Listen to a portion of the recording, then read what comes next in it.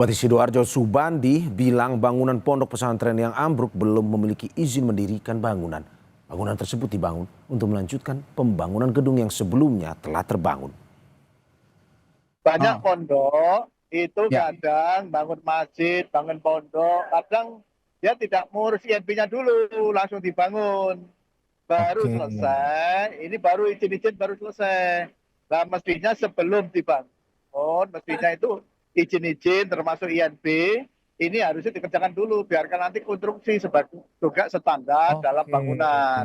Nah, ini bangunan Ya, ya. melanjutkan, nah, tak lihat, tak tanyakan, izin-izinnya semua tidak ada.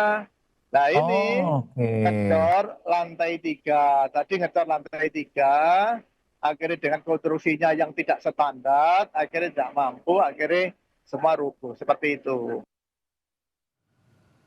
Sementara itu satu korban selamat ambruknya pondok pesantren Al-Kozini di Sidoarjo, Jawa Timur berhasil dievakuasi. Korban berhasil dievakuasi oleh tim Basarnas. Korban langsung dibawa ke rumah sakit. Dan sampai saat ini tim SAR gabungan masih terus mencari dan mengevakuasi korban ambruknya pesantren Al-Kozini. Sampai saat ini 44 korban luka masih mendapat perawatan, sementara satu orang meninggal dunia.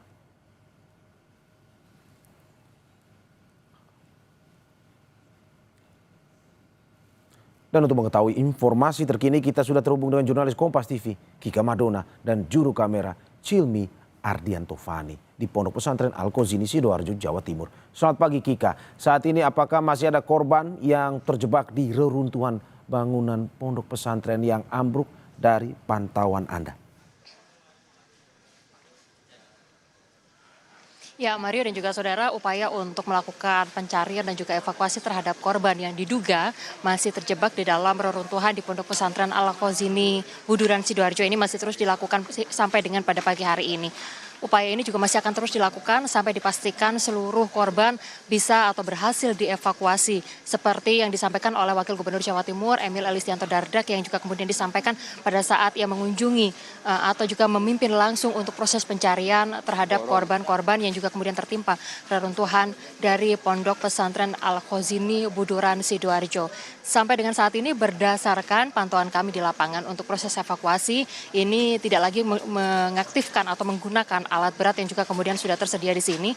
Memang karena berdasarkan perhitungan baik itu dari tim SAR dan juga dari ahli bangunan yang juga kemudian turut serta melakukan proses pencarian dan juga evakuasi terhadap korban ini tidak cukup aman untuk juga kemudian melibatkan alat berat. Sehingga proses pencarian ini masih terus dilakukan dengan menggunakan upaya-upaya lain. Salah satunya adalah dengan menggunakan anjing pelacak.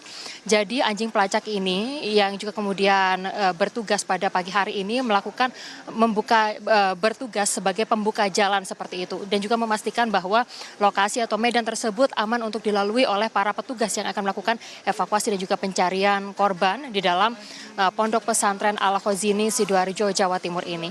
Kalau berdasarkan data terbaru yang juga kemudian kami dapatkan sampai dengan pada pukul 7 pagi hari ini, jumlah korban yang juga kemudian sudah berhasil diidentifikasi yaitu sebanyak 102 orang korban dari berbagai daerah yang ada baik itu di Jawa Timur, Madura maupun juga kemudian dari Jawa Barat, dari berbagai daerah yang ada di wilayah Indonesia ini.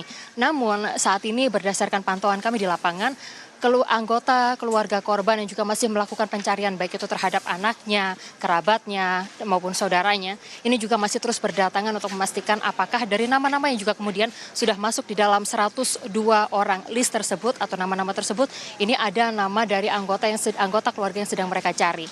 Jadi saat ini untuk memastikan jumlah korban dari tim BPBD dan juga tim SAR juga kemudian membangun posko, yang mana di posko tersebut juga merupakan pusat informasi yang juga kemudian berisi informasi terkait dengan korban-korban yang juga kemudian sudah berhasil untuk kemudian dievakuasi seperti itu dan juga saat ini sedang menjalani perawatan di 4 rumah sakit yang ada di wilayah Sidoarjo, Jawa Timur.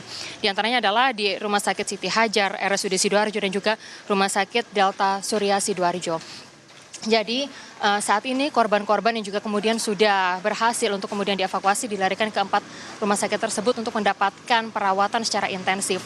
Sementara itu saudara, seperti yang disampaikan oleh Gubernur Jawa Timur Khofifah Indar Parawansa, bantuan logistik juga masih akan terus berdatangan. Baik itu misalnya air, lalu juga kemudian dapur. Di sini juga kemudian sudah didirikan dapur umum untuk para korban dan juga anggota keluarga yang sedang menanti kabar baik dari anggota keluarga mereka yang saat ini diduga tertimpa reruntuhan dari Pondok Pesantren Al-Khozini Buduran Sidoarjo ini bisa segera ditemukan. Sehingga untuk pasokan logistik dipastikan hingga saat ini juga masih terus akan disuplai oleh pemerintah Provinsi Jawa Timur, baik itu air, kebutuhan logistik lainnya, serta kemudian oksigen. Ambulan juga berdasarkan pantauan kami juga masih terus berdatangan untuk berjaga-jaga dan juga bersiaga untuk mengantarkan jika ditemukan adanya korban yang juga kemudian berhasil dievakuasi ini supaya mereka bisa langsung mendapatkan perawatan secara intensif di 4 rumah sakit yang juga kemudian disiapkan oleh pemerintah Provinsi Jawa Timur. Seperti yang disampaikan sebelumnya, bahwa terkait dengan pembiayaan dari perawatan atau obat-obatan yang juga kemudian dikenakan terhadap para korban ini nantinya akan ditanggung oleh rumah sakit daerah dan juga rumah sakit Provinsi Jawa Timur. Sehingga untuk anggota keluarga yang saat ini masih menanti dan juga khawatir terhadap bagaimana nantinya biaya untuk perawatan ini dipastikan oleh Gubernur Jawa Timur Kofifa Indar Parawansa bahwa untuk pengobatan ini nantinya akan sepenuhnya ditanggung baik itu oleh RSUD tingkat provinsi maupun dari kabupaten kota masing-masing. Sementara itu saudara, hingga saat ini untuk sejumlah pejabat yang juga sudah melihat langsung dari lokasi kejadian ini ada beberapa. Di antaranya adalah dari Wakil Gubernur Jawa Timur Emil Elistianto Dardak yang memastikan juga bahwa proses evakuasi masih akan terus dilakukan sampai seluruh korban berhasil untuk kemudian diselamatkan. Sementara itu dari Gubernur Jawa Timur Kofifa Indar Parawansa sejumlah bantuan baik itu pencahayaan atau lampu yang juga kemudian nantinya akan difungsikan untuk membantu atau memudahkan proses pencarian terhadap korban-korban yang diduga tertimpa reruntuhan ini bisa membantu untuk proses evakuasi.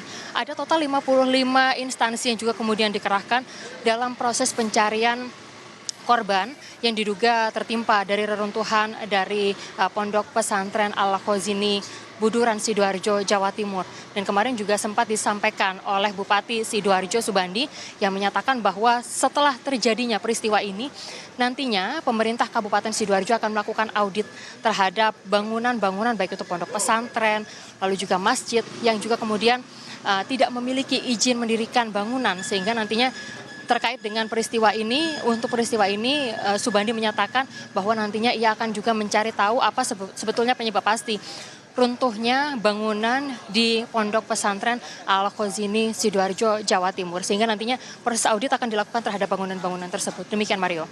Terima kasih Kika Madona dan juga juru kamera Cilmi Ardianto Fani atas laporannya. Utamakan kehati-hatian dan selamat bertugas kembali.